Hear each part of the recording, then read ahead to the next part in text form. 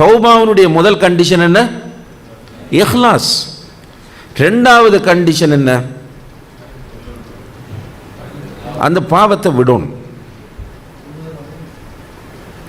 நம்ம செய்கிற தௌபா செய்ய போறோம், செய்கிற பாவத்தை விட வேண்டும். இப்போ தொழுகையில் பொடுபோக்காக இருக்கிற ஒருவர் தௌபா செய்ய போகிறார். அவர் என்ன செய்ய வேண்டும்? அந்த பாவத்தை அவர் விட வேண்டும். அப்போ இனி பெர்ஃபெக்டாக தொழுவேன் என்கிற முடிவுக்கு வரணும். மூன்றாவது இனிமேல் இந்த பக்கம் நான் திரும்பி பார்க்க மாட்டேன் என்று முடிவெடுக்க வேண்டும். உறுதியான ஒரு முடிவு எடுக்க வேண்டும். இந்த தப்பை, இந்த பாவத்தை இதற்கு பிறகு நான் செய்ய மாட்டேன் என்று. நாலாவது என்ன செய்ய வேண்டும்? அவர் ஃபீல் பண்ணணும். நான் இவ்வளவு காலம் இப்படி பண்ணிட்டேனே, என்னுடைய தாய்க்கு இப்படி பண்ணிட்டேன், என் மனைவிக்கு இப்படி பண்ணிட்டேன், என்னுடைய அண்டை வீட்டாரோடு இப்படி நடந்து கொண்டு விட்டேன், நான் தொழுகையில் இப்படி நடந்து கொண்டு விட்டேன், பொருளாதாரத்தில் இப்படி நடந்து கொண்டு விட்டேன் என்று அதை நினைத்து நினைத்து கவலைப்பட வேண்டும். ரசூலுல்லாஹி அலைஹி வஸல்லம் அவர்கள் சொன்னார்கள், அந்நதமு தௌபா, கவலைப்படுவதே ஒரு தௌபா என்றார்கள். அப்போ அந்த ஃபீலிங் நமக்கு வர வேண்டும். அதே போன்று அடியார்களுக்கும் நமக்கும் இடையில் உள்ள இஷ்யூஸாக இருந்தால், பிரச்சனைகளாக இருந்தால், ஈகோவெல்லாம் பார்க்காம அவர்களிடத்தில் போய் மன்னிப்பு கேட்க வேண்டும். இது ஒரு டேஞ்சரான ஒரு சப்ஜெக்ட். நிறைய பேர் இதற்கு இன்னும் முக்கியத்துவம், நான் உட்பட நம்ம முக்கியத்துவம் கொடுக்காம தான் இருக்கிறோம். அதோட பாரதூரத்தை இன்னும் நம்முடைய உள்ளம் சரியாக புரிந்து கொள்ளாமல் தான் இருக்கு. நம்மகிட்ட ஈகோ வந்துடுது உடனே. இப்போ மற்றவர்களுக்கு செய்யக்கூடிய அநீதிகள், அநியாயங்கள், அடுத்தவருடைய ஹக்குகளில் நம்ம செய்யக்கூடிய தவறுகளை பொறுத்தவரையில் அவர்கள் மன்னிக்காதவரை அல்லாஹ் மன்னிக்க மாட்டான். அல்லாஹ் நீதியானவன். அல்லாஹ்வுடைய நீதியை தெளிவுபடுத்துவதற்காக வேண்டி ரசூலுல்லாஹி அலைஹி வஸல்லம் அவர்கள் சொன்னார்கள், இந்த உலகத்தில் 2 மிருகங்கள், 2 ஆடுகள் ஒன்றை ஒன்று குத்துகிறது. கொம்புள்ள ஒரு ஆடு கொம்பில்லாத ஆட்டுக்கு குத்தி விட்டால் 2 ஆடுகளையும் மறுமையில் எழுப்பி அல்லாஹ் நீதி வழங்குவான். இந்த உலகத்தில் கொம்பில்லாமல் குத்தப்பட்ட ஆட்டுக்கு அல்லாஹ் கொம்பை கொடுப்பான், குத்திய ஆட்டுக்கு அல்லாஹ் பழி தீர்ப்பான். பகுத்தறிவில்லாத மிருகத்திற்கே இந்த நிலை என்றால் மனிதனுடைய நிலை என்ன? நீதி நிச்சயமாக கிடைக்கும், அதில் நோ டவுட். 100% உறுதியாக அல்லாஹ் நமக்கு நீதியை பெற்று தருவான் மறுமையில். அதனால தான் ரசூலுல்லாஹி அலைஹி வஸல்லம் அவர்கள் சொன்னார்கள், அத்ததரூன மனில் முஃப்லிஸ், இந்த பேங்க்ரப்டானவன், திவாலானவன் யார் என்று உங்களுக்கு தெரியுமா என்று கேட்டார்கள்.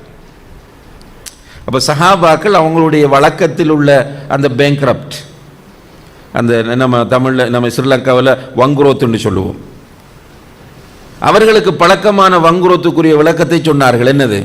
மல்லா தீனார் அலஹு வலா திர்ஹம், யாருக்கு தீனாரும் திர்ஹமும் இல்லாமல் போகிறதோ அவர்தான் முஃப்லிஸ் என்றார். ரசூலுல்லாஹி அலைஹி வஸல்லம் சொன்னார்கள், இங்க தீனார் திர்ஹம் இல்லாமல் போனால், இன்றைக்கு இல்லாமல் போனால் நாளைக்கு கிடைக்கும், அல்லது இல்லாமல் போனால் ஒன்றும் ஆக போறல்ல.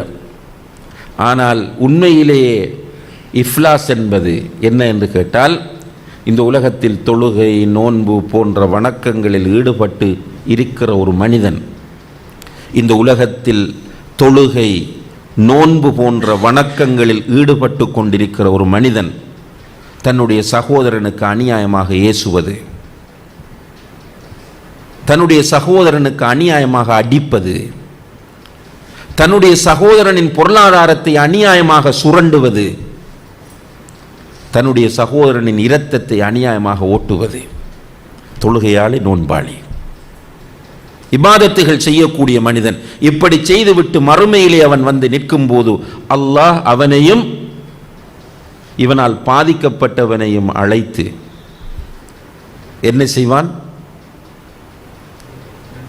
இந்த உலகத்தில் தொழுது கொண்டு நோன்பு பிடித்து கொண்டு இருந்த மனிதனுடைய நன்மைகள் அவ்வளவையும் எடுத்து பாதிக்கப்பட்ட மனிதனுக்கு கொடுத்து விடுவான். இப்போ இவர் யாரு? எல்லாம் லாஸ்ட். அவர தொழுகை, அவர நோன்பு, அவருடைய தர்மம், அவருடைய ஹஜ், அவருடைய உம்ரா, அவர் செய்த திக்ருகள், ஓதிய குர்ஆன்கள், லா ஹவ்ல வலா குவத்த இல்லா பில்லாஹ், எல்லாவற்றையும் எடுத்து அல்லாஹ் அவனுக்கு கொடுத்து விடுவான். இப்போ இவர் 0, ஒன்றுமில்லை. அடுத்தது என்ன செய்கிறான் என்று கேட்டால், அவனை சுவர்க்கத்துக்கு அனுப்ப பார்க்குறான். யார? இவனால் பாதிக்கப்பட்ட மனிதனை. ஆனால் அவன் சுவர்க்கத்திற்கு போவதற்கு தடையாக அவனுடைய பாவங்கள் இருக்கின்றன. அல்லாஹ் அவ்வளவு பாவங்களையும் எடுத்து இந்த தொழுகையாளிக்கு கொடுத்து விடுவான். இப்போ இவர் முதலையும் இழந்து அடுத்தவனுடைய நஷ்டத்தையும் சுமக்கிறார். இவர்தான் உண்மையான முஃப்லிஸ் என்று ஸல்லல்லாஹு அலைஹி வஸல்லம் அவர்கள் சொன்னார்கள். அப்போ சின்ன விஷயம் அல்ல. அதனால தான் அல்லாஹுடைய ரஹீக்குல் மக்தூம் என்ற ஹதீஸ் அந்த சீரா புத்தகத்தை நீங்கள் படிச்சிருப்பீங்க. கடைசி பகுதி எடுத்து வாசித்து பாருங்கள், கொஞ்சம் உருக்கமான பகுதி. ரசூல் ஸல்லல்லாஹு அலைஹி வஸல்லம் அவர்களுடைய இறுதி நாட்கள், அந்த கடைசி பகுதியில் ரசூல் ஸல்லல்லாஹு அலைஹி வஸல்லம் கண்டிப்பாக அடிக்கடி வாசிக்க வேண்டும், நம்முடைய உள்ளத்தை தர்கீக் பண்ணுவதற்கு, மென்மையாக்குவதற்கு தேவையான ஒரு பகுதி அது. அந்த பகுதியிலே ஷேக் முபாரக் ஃபூரி அவர்கள் குறிப்பிடுகிறார்கள் என்னென்றால், ரசூல் ஸல்லல்லாஹு அலைஹி வஸல்லம் அவர்கள் கடைசி நேரத்தில் கடுமையாக நோய்வாய்ப்பட்டார்கள்.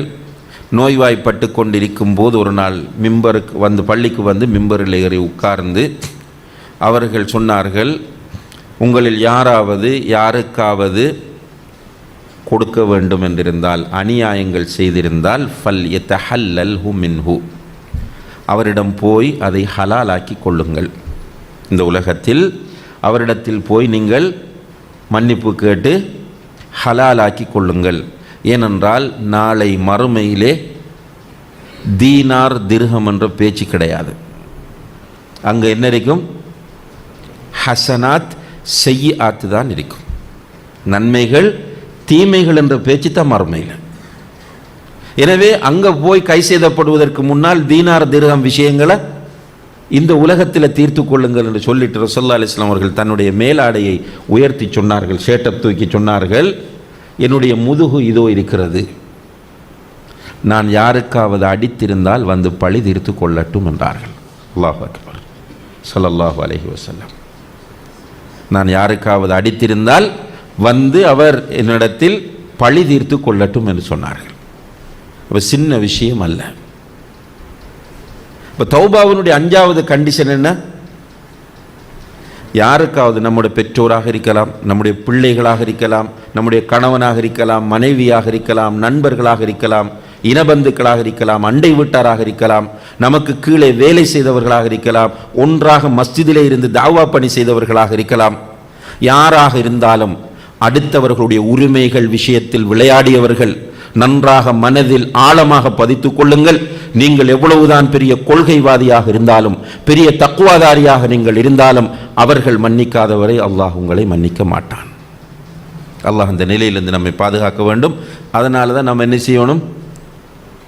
நம்ம நல்லவர்களாக இருந்தால் மற்றவங்களை மன்னிச்சுட்டு போய் தேடிக்கணும். நம்ம பழி தீர்க்கணும் என்ற நியத்தோடு நம்ம இருந்து விடக்கூடாது. நம்மளால் ஒருவர் நரகம் போய் விடக்கூடாது. நமக்கு அநீதி இழைத்தாலும் யா அல்லாஹ் அவனை மன்னிச்சிருந்து துவா கேட்டுட்டு போகணும் இன்ஷா அல்லாஹ். ஆனால் அநீதி இழைக்கிறவர்கள் அல்லாஹ்வை பயந்து கொள்ள வேண்டும்.